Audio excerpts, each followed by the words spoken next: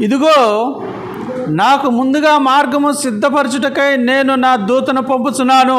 మీరు వెతుకుచున్న ప్రభువు అనగా మీరు కోరు నిబంధన దూత ఆయన తన ఆలయమునకు హఠాత్తుగా వచ్చును. ఇదిగో ఆయన వచ్చుచున్నాడని సైన్యములకు అధిపతి యెహోవా సెలవిచ్చుచున్నాడు. చూడండి, ఇక్కడ మరలా తండ్రి అయిన దేవుడు మాట్లాడుతున్నాడు.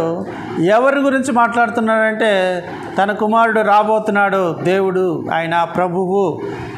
ఎవరు ఆ ప్రభు అంటే నిబంధన దూత అంటున్నాడు. ఆ దూతను పంపుచున్నాను. మీరు వెతుకుచున్న ప్రభు అనగా మీరు కోరు నిబంధన దూత తన ఆలయమునకు హఠాత్తుగా వచ్చును. ఎవరి ఆలయం అంట?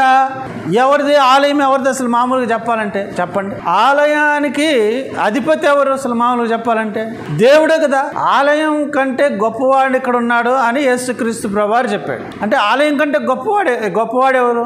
ఆలయం కంటే గొప్పవాడు దేవుడే కదా. తన ఆలయం అంటే ఎవరిది ఆలయము అని అంటే అర్థం ఏమిటి? ఆలయం ఎవరిది అని అంటే ప్రభు అయిన యేసుక్రీస్తుని గురించి చెప్తున్నాడు కాబట్టి ఆయనే దేవుడు అనే అర్థం అనమాట.